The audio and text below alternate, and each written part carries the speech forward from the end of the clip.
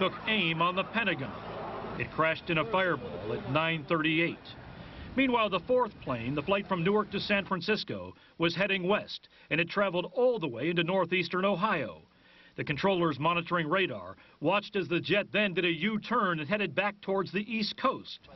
At 10:20, 2.5 hours after the four-pronged attack was launched, the plane crashed in a rural Pennsylvania field.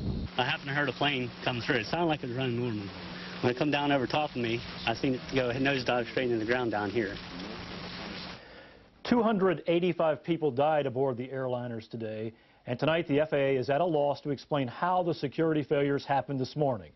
Now, you should know that numerous investigations have revealed gaping holes in this nation's aviation security system. But an important point to remember, and as I continue here, you see the president arriving in Marine One on the south lawn of the White House. It's important to remember that these were suicide attacks this morning, long acknowledged worldwide as the very hardest to stop. There is no piece of equipment, no scanner, no screener that absolutely can stop a terrorist who is willing to die. Dan? Bob Orr live in Washington, just as you see a live photograph of President Bush stepping off Marine One, the helicopter that brought him from Andrews Air Force Base, where Air Force One took him a few moments ago. A salute to the Marine Guard, and a naturally somber-faced president strides in past the beautiful Rose Garden into the White House and into the Oval Office. The president will be addressing the nation tonight at 9 o'clock Eastern Time. That'll be 8 Central, 6 on the far west coast. President Bush has spoken twice today. On both occasions, among other things, he asked for prayers for the families of victims of today's terrorist attacks. Now, Bob Orr, as we have only well, actually about a minute left in this particular section, but our CBS News coverage will continue, of course. There was this report from Barbara Olson, the wife of the U.S. Solicitor General, who by telephone from the hijacked plane that eventually hit the Pentagon described some of the hijackers as having knife-like equipment. What's that all about? Well, Dan, I think it could be critical in understanding how the security was breached. Remember, at airport checkpoints, there are two main pieces of equipment. There are X-ray machines. They are designed exclusively to look for the shape of a gun. That's the weapon that aviation experts fear. Also, there are magnetometers, metal detectors, and they are designed to pick up any metal, also a gun. But imagine for a moment, we heard apparently that Barbara Olson radioed they were using knife-like devices. What if these were made of some other hard material, some kind of plastic? What if they were disguised as fountain pens or secured somewhere on the body of the person or within a briefcase? They would not automatically set off the kind of alarm bells that a gun would set off. And in order for these attacks to have been promulgated simultaneously, it might go a long way to explain how they were able to breach the system 3 different places at once. Dan? Bob Orr in Washington. Now, you're watching continuing CBS News coverage of the attack on America.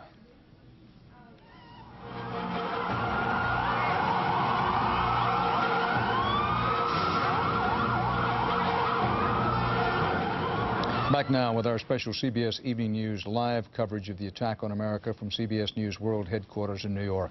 It began just before 9 a.m. in New York City rush hour. First, one of the twin towers of the 110-story World Trade Center was hit by a hijacked jetliner. Then the other suffered the same fate. A huge fireball blew all the way through the South Tower. We may want to watch here as the second plane hits. Minutes later, near Washington, a similar attack, a hijacked airliner attack on the Pentagon. A third jetliner crashed near the U.S. military headquarters, setting it aflame. And then in western Pennsylvania, not far from the presidential retreat at Camp David, Maryland, but in southwestern Pennsylvania, a fourth hijacked jet went down. Back in New York City, the unimaginable. After burning for more than an hour, the Trade Center towers collapsed. First one, and then the other. Thousands of concrete and steel thundered down in an avalanche on other buildings and into the streets, where firefighters and police were working frantically to help the countless victims. Some of the early victims of this were rescue workers. And then, after fire had raged inside for hours and smoke bellowed through side streets and along the great avenues, yet another major building in the trade complex fell. And tonight, Lower Manhattan, the financial center of the world, lies in ruins. In the nation's capital, a state of emergency and an emergency plan now in effect to keep the federal government running in an orderly way. Congressional leaders were taken to secure locations. The U.S. Capitol complex was evacuated and closed.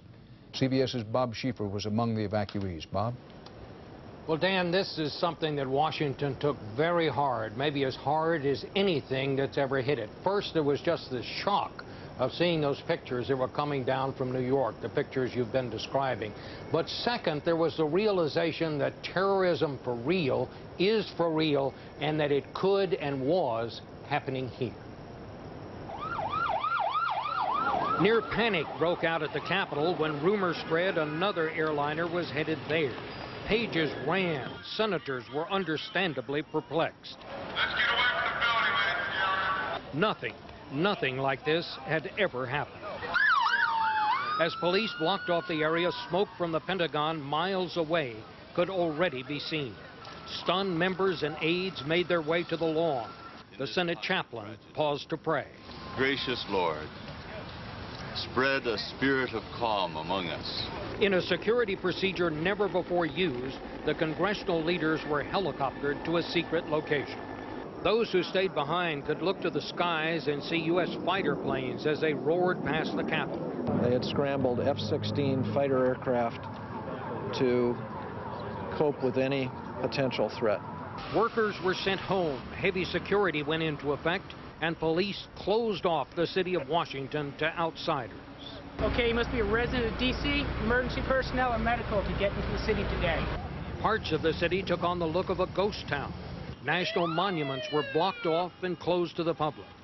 Information was scarce, but as congressmen emerged from briefings, it was clear a sense of quiet outrage had settled over the national capital. It's another Pearl Harbor for this country.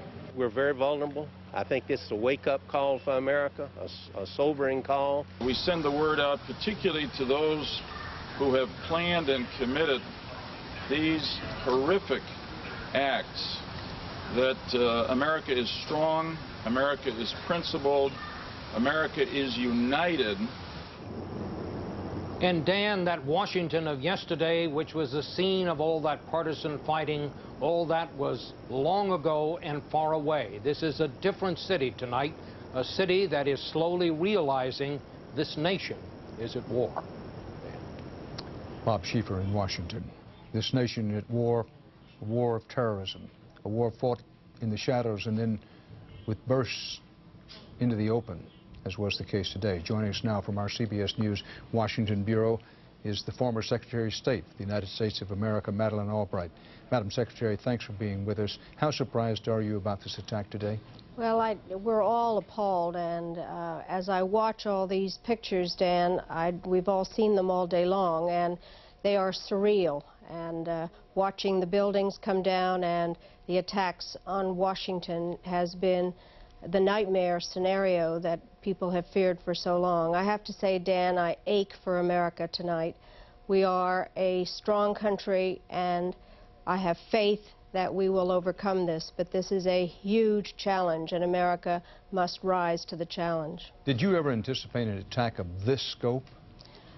We always, you know, people talk about horrendous scenarios, but I don't think anybody has ever contemplated all the various pieces of this. As you have said, it is a highly sophisticated operation.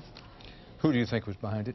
I'm not going to speculate on that. You've been very careful in the coverage that I've seen, and I know that there are some reports that you are presenting, or your people, that it's Osama bin Laden. I think it's very important for us to get all the facts straight and investigate it and be sure.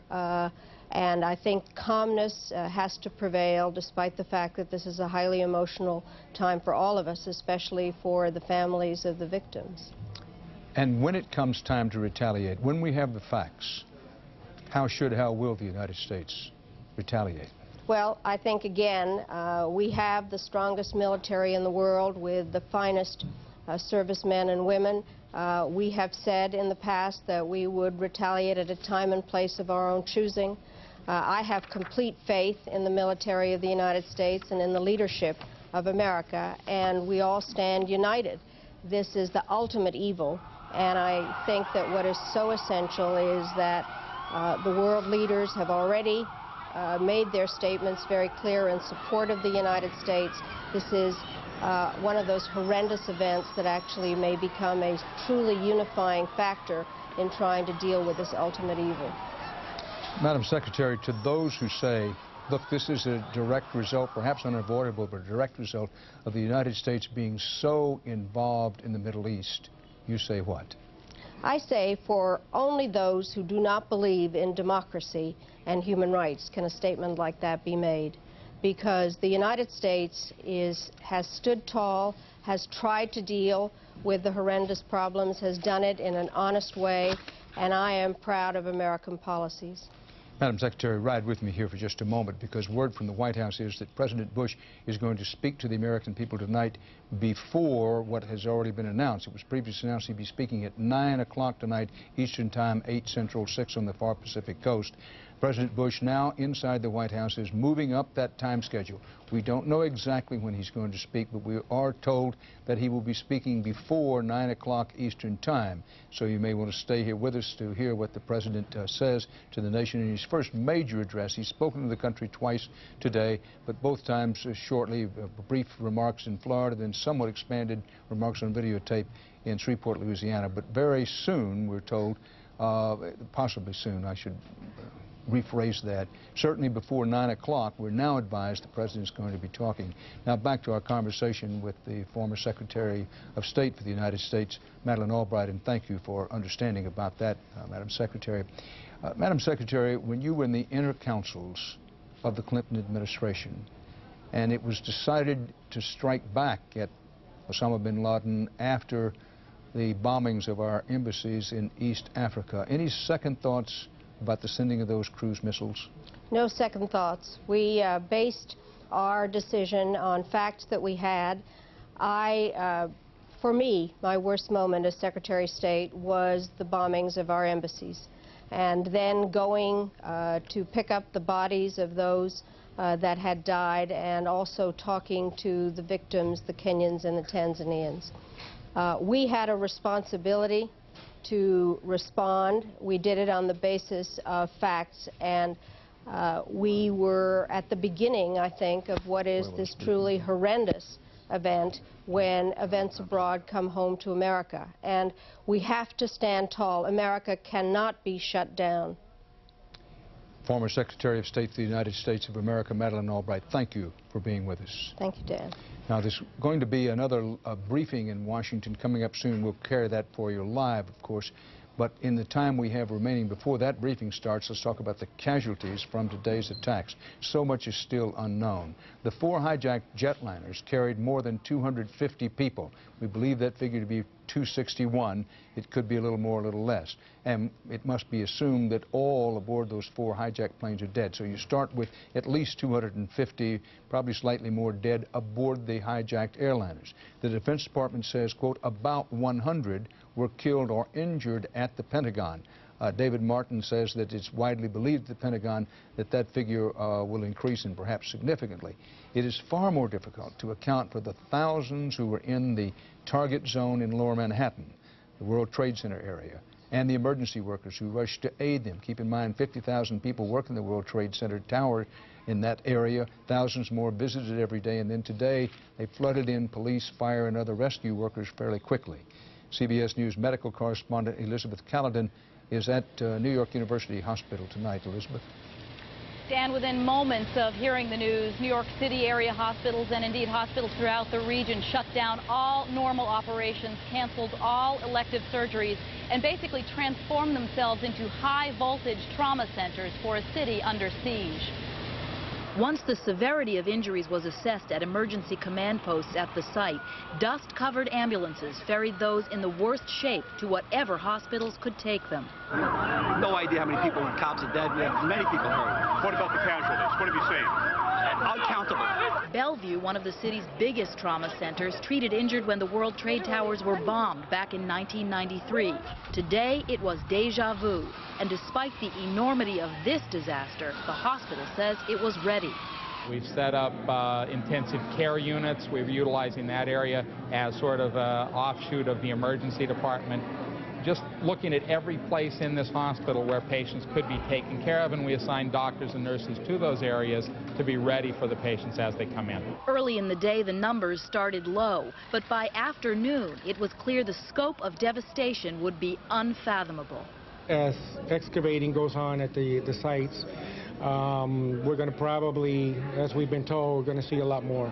Doctors anticipated every type of injury, everything from burns and smoke inhalation to head trauma, and a tremendous need for blood. In a situation where many felt utterly helpless, that was one way to contribute. An early call for blood led to lines of donors. We anticipate a tremendous need for blood, so we actually set up several blood donor areas within the hospital for staff to donate. We've now run out of the donor bags for people to donate blood. Again, Dan, and as you mentioned, the sense is here we are only just beginning to tally the number of injured. In fact, several of the doctors here told me that the injured they're seeing are, in fact, the emergency workers, the firemen and police who were called to the initial plane crash and then were injured when the buildings collapsed. Another major concern, of course, is not just handling the physical wounds, but the psychological trauma of witnessing and surviving such a catastrophe, and that is likely to yield thousands more victims in need of medical assistance, perhaps for years and years to come. Dan? Elizabeth Callan reporting live from New York University Hospital. The shock waves from the attack on America are being felt far beyond the immediate targets in New York and in our nation's capital, Washington. CBS News correspondents are standing by with that part of the story, beginning with Cynthia Bowers in Chicago. Cynthia, good evening. Dan, as news of this catastrophic attack spread here in the Chicago area, so did the sense no place is secure. I was scared. I was very scared. Within minutes of the first reports, nearly 20,000 people poured out of the Sears Tower, the nation's tallest building, afraid it too was a target. I would say a sense of anxiety, of nervousness, and people were anxious to leave the building. Evacuations were ordered in the famed Chicago Loop, including the Board of Trade. Everyone's concerned. You could see the look on their face. One by one, federal buildings, museums, and colleges closed down. Extra trains were put on the tracks to get hundreds of thousands of people out of the downtown center, under the watchful eyes of military jets, with hundreds of police on the streets below. Every sworn personnel in the Chicago Police Department, from the superintendent on down, will remain in uniform until further notice. Security is so tight across the Midwest, passengers on this Delta jet in Cleveland were evacuated, while authorities made sure a threatened bomb was not on board. As business ground to a halt in Cleveland, workers heading home clogged roadways.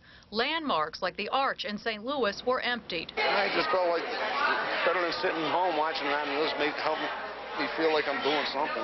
And blood banks began to fill as the enormity of this catastrophe started to hit home. I think we need to pray for our country and pray for our president, because, you know, this is the national crisis that people have been talking about for years. With Americans feeling so vulnerable, officials here in Chicago and everywhere tonight are walking a fine line between taking the necessary precautions without creating additional panic. Dan? Cynthia Bowers in Chicago, and of course, buildings, some monument-type buildings were closed in Philadelphia. Los Angeles was on high alert around Los Angeles International Airport, and so it went today. Now, a briefing is scheduled inside the White House. This is the first actual briefing inside the White House we've had today. This will be Tommy Thompson, former governor of Wisconsin, who's now the Director of Health and Human Services in the Bush administration, John Ashcroft, the one-time senator from Missouri, who is now Attorney General, and FEMA Director Joe Albaugh. We take you live to the White House briefing room. Mineta and Director Albaugh will each be providing you with updates on how their agencies are responding to today's events, as we'll be giving you as frequent as updates as possible. They will not be taking questions at this time. And with that, I will turn it over to General Ashcroft.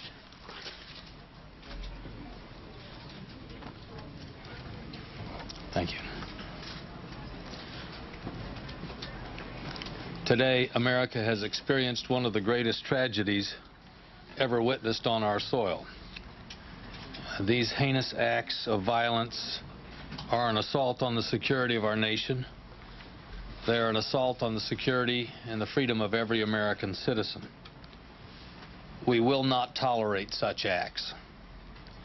We will expend every effort and devote all the necessary resources to bring the people responsible for these acts, these crimes, to justice. Now is the time for us to come together as a nation to offer our support, our prayers for victims and for their families, for the rescue workers, for law enforcement officials, for every one of us that has been changed forever by this horrible tragedy. The following is a summary of the known facts surrounding today's incidents. American Airlines Flight 11 departed Boston for Los Angeles, hijacked by suspects armed with knives. This plane crashed into the World Trade Center. United Airlines Flight 175 departed Boston for Los Angeles, was hijacked and crashed into the World Trade Center. American Airlines Flight 77 departed Washington Dulles for Los Angeles, was hijacked and crashed into the Pentagon. United Airlines Flight 93 departed Newark for San Francisco, was hijacked and crashed in Shanksville, Pennsylvania.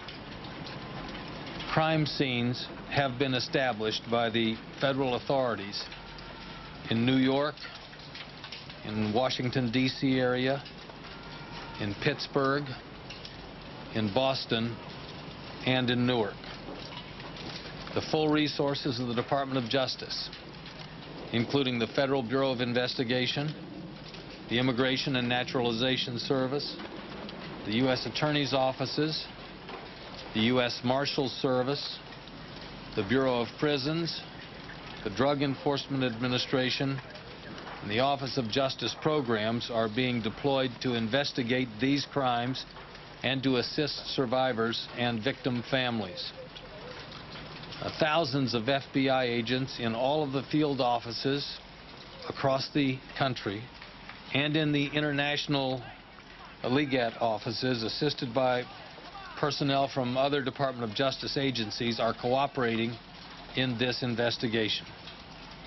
The FBI has established a website where people can report any information about these crimes. That address is www.ifccfbi.gov. That address again, www.ifccfbi.gov. Individuals can report any information they know about these crimes to that website. It takes courage for individuals to come forward in situations like this, and I urge anyone with information that may be useful and helpful to authorities to use this opportunity. The Office of Victims of Crime has established a toll-free 800 number for family and friends of victims. They can call 800-331-0075 to leave contact information for a future time when more information is available, to find out information about a victim, or to find out information about the rights of victims and the services available to victim survivors and victim families. The determination of these terrorists will not deter the determination of the American people. We are survivors, and freedom is a survivor. A free American people will not be intimidated, nor will we be defeated. We will find the people responsible for these cowardly acts, and justice will be done. Tommy.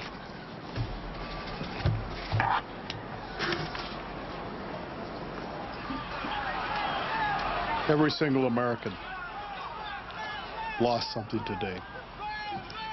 And every one of us at this time expresses our deepest sympathy to the victims of today's tragedies and their families. It is now our mission to begin the healing from this tragedy. From the moment that we learned of these attacks, the Department of Health and Human Services has begun readying teams and resources to be sent to New York City and the Washington area to meet any needs of state and local officials. So far, we have sent 4 disaster medical teams to New York City, and 3 of these disaster medical teams to the Washington, Northern Virginia, Baltimore area. These medical teams each consist of about 35 physicians, nurses, and emergency medical technicians. They are all trained to deal with traumatic injuries and other emergency needs. We've also sent 4 disaster mortuary operational response teams to New York and 3 to the greater Washington area. We're also in the process of shipping a great deal of emergency medical supplies to New York City with the help of the Centers for Disease Control.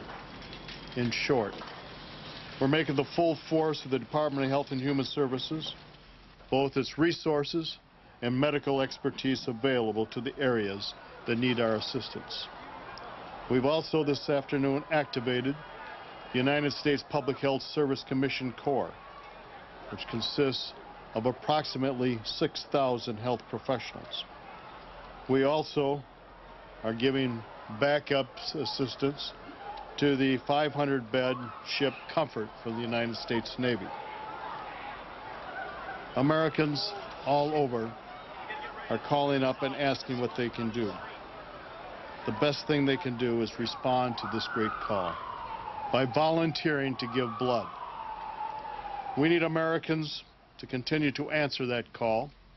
No matter where you live, please do your civic duty and assist us by donating blood.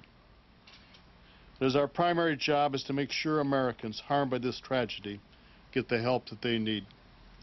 We will remain in constant contact with the governors, the mayors, public health officials, and other local officials to make sure that all their needs are being met.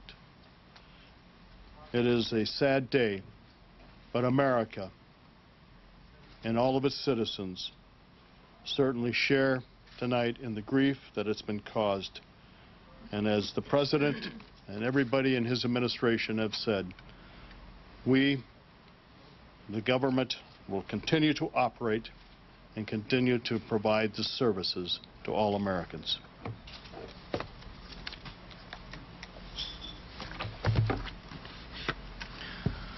One of the most cherished freedoms is the freedom of movement, the ability to move freely and safely.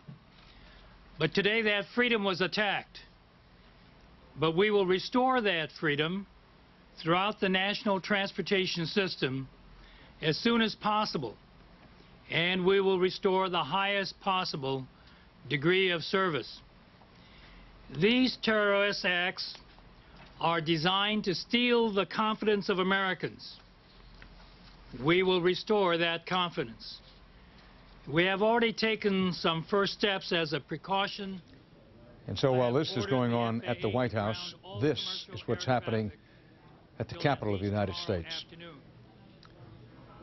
Dinah Hassert, the Speaker of the House, has begun talking as congressmen and senators gather.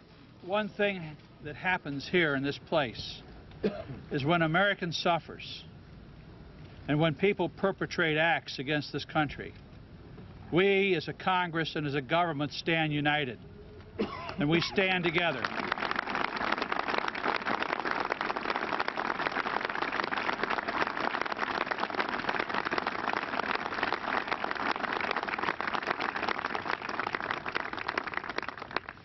Senators and House members, Democrats and Republicans will stand shoulder to shoulder.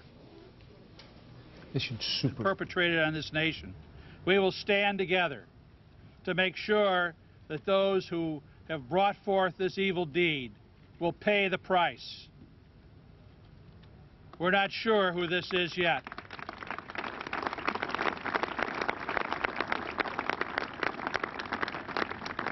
But we have our suspicions. And when that is justified and when those suspicions are justified, we will act. We will stand with the President, we will stand with this government, and we will stand as Americans together through this time. Thank you.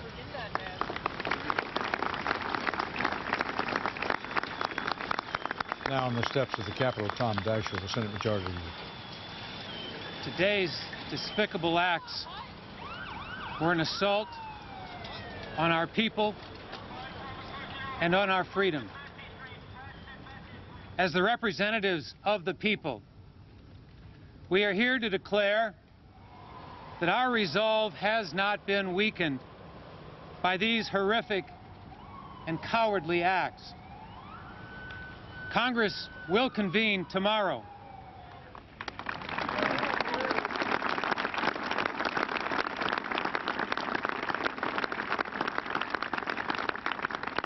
And we will speak with one voice to condemn these attacks, to comfort the victims and their families, to commit our full support to the effort to bring those responsible to justice. We, Republicans and Democrats, House and Senate, stand strongly united behind the President and will work together to ensure that the full resources of the government are brought to bear in these efforts. Our heartfelt thoughts and our fervent prayers are with the injured and the families of those who have been lost.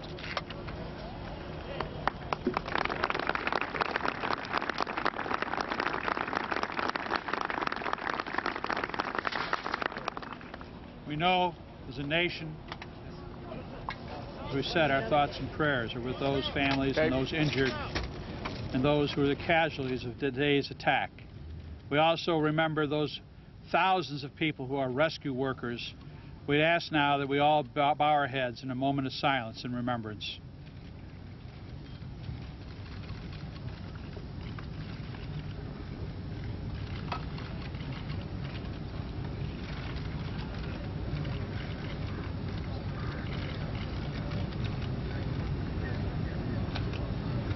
Thank you. Live from Washington on the steps of the Capitol of the United States, literally hundreds of members of Congress.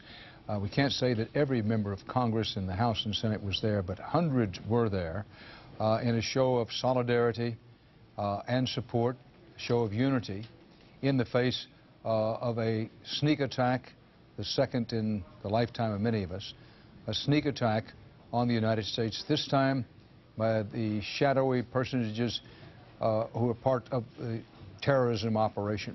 There are a number of terrorism operations in the world. Osama bin Laden has been the focal point since 1998 of U.S. intelligence suspicions, but we've said it before, we repeat it without apology. No one knows who is responsible for these dastardly acts today. 3 of the World Trade Center buildings, the 2 Twin Towers and Building 7, destroyed at the World Trade Center. The Pentagon, dead, wounded, and destruction there. Now, coverage of the attack on America continues, including President Bush's address shortly, so stay right here with us.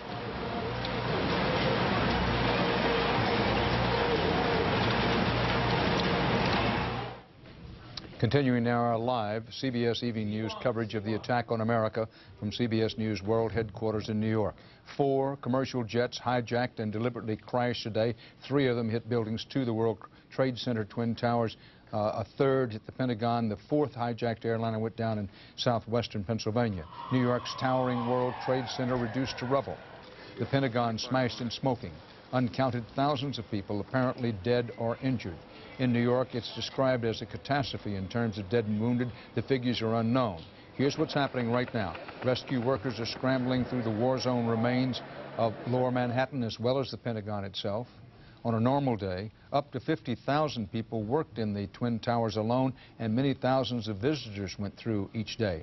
Casualty figures elsewhere include the more than 250 passengers and crew on the 4 hijacked jets, and perhaps 100 dead and injured at least at the Pentagon. But there are few places in the air tonight anywhere in the United States. There are few planes in the air anywhere because the FAA has grounded all civilian aircraft until at least noon tomorrow. Nothing is supposed to fly until at least noon tomorrow, when the FAA will have some further information. By the way, the stock exchanges will also be closed tomorrow. President Bush will address the nation from Washington tonight. It originally was scheduled for 9 o'clock Eastern Time. We're told that will be moved up some. Exactly when the president has now decided to speak, we do not know. We expect it at any time, and we will, of course, carry it live here. President Bush has already promised to, quote, find and punish whoever carried out these cowardly attacks, and federal officials say, not all of the intelligence agencies, but some federal officials say they, quote, strongly suspect that renegade Saudi millionaire Osama bin Laden may have been involved, but there's no confirmation of that whatsoever. And if you're concerned about hearing some reports of U.S. missile strikes in Kabul, Afghanistan, didn't happen, according to senior U.S. officials. What happened in Kabul, Afghanistan, the pictures of explosion and fire there, had nothing to do with any U.S. missile attacks. There haven't been any U.S. missile attacks. While at least one news organization reported that missiles had hit Kabul, Afghanistan, it turns out to be not true.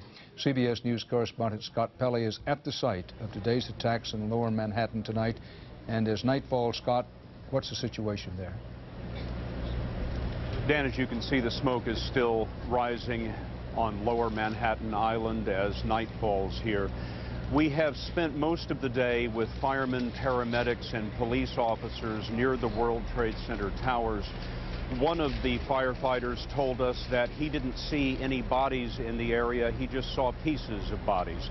Pieces of bodies, he told us, in the street, on the sidewalks. I asked him if he could give us some idea of how many bodies, and he just shook his head sadly and said, far too numerous to have any idea.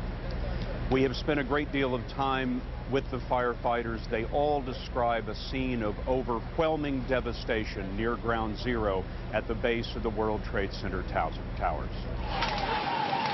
Firefighters describe bodies in the streets, bodies on the sidewalks, pieces of bodies everywhere. One New York City police chief said, no one has ever seen anything like this unless they were at Dresden in World War II. It's a terrible thing. It's like the world is evil, definitely. 1 block from the base of the World Trade Center tower, the inferno burned 4 hours after the attack. Police cars, the first to respond, were incinerated by the collapse of the second tower. Many firefighters and officers were wounded in the collapse, perhaps killed. No one can say how many. No idea how many people, cops are dead. We have many people hurt. What about the casualties? What have you seen? Uncountable. Let's go, let's go. Courageous firefighters responded from all over New York City, called from off-duty, called from vacation. Renee Davila was the first EMS supervisor at the scene. I was there, and I saw the building collapse. We all started running. I ended up inside the Hilton somewhere. I was like trapped.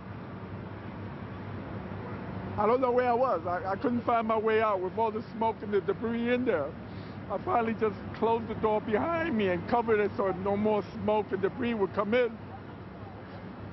And what I did was I called my wife. I told her I love her. Anybody want to volunteer? Many New Yorkers rushed downtown to volunteer. These construction workers were from Iron Workers Local 40. What's the job in there? Whatever it is. Whatever it is. To save somebody, one person saved is a life saved. Through the day, an inferno raged in World Trade Center Building Number 7, another massive office tower. Firefighters feared that it would collapse, and a little more than 8 hours after the attack, the abandoned building fell. 47 stories in the street. This is what's left of the carefully organized files and lives that were the World Trade Center. Bits of paper blasted into the street, construction dust 1 inch or 2 inches deep everywhere you look. What's eerie about this place now, several hours after the initial disaster, is just how quiet it is. You don't hear any ambulances racing away from the World Trade Center anymore. I saw many injuries. Hundreds, thousands. My eyesight did not see hundreds and thousands. I know that my heart and my brain tells me they were hundreds. One of the sites that we noticed near Ground Zero tonight, it is Election Day in New York City, a primary election, and near a community center, someone had handwritten a sign that said, "Vote here." Right below that sign, someone had scrawled another that said, "Emergency shelter." Dan? Scott Pelley in Lower Manhattan. The primary mayoral election in New York was canceled today. The White House has now informed us that President Bush, moving up his time to speak, is now scheduled to speak to the American public, and for that matter to the world, at 8:30 Eastern Time, less than an hour from now. 8:30 Eastern Time, President Bush will be addressing the nation. That, of course, will be 7:30 in the Central Time Zone, and even earlier, of course, out west. 8:30 now, the time for the President's address. One thing that Attorney General Ashcroft mentioned that my colleague Anthony Mason picked up on, one piece of new information out of that briefing. Ashcroft said that the first plane to hit the World Trade Center, that was American Airlines Flight 11, which is taken off from Boston, was supposed to go to Los Angeles. Attorney General Ashcroft said that that plane, they believe, was hijacked through the use of knives or knives kind of equipment. Now, that would correspond to an earlier report when someone said Barbara Olson, not someone in authority, said that Barbara Olson, the wife of the Solicitor General of the United States, who was aboard the plane that hit the Pentagon, that she, on cell phone, had described the skyjackers, the hijackers, these terrorists, as trying to take over the plane with knife-like instruments. So now we have two reports on what the Attorney General based his saying that the first plane was also hijacked by knives. We do not know, but now there are indications that at least two of the planes, at a minimum in the early stages, were hijacked with the use of knives or knives-like equipment of some kind. Now, the World Trade Center is in the heart of Lower Manhattan's financial district. It's one reason it was selected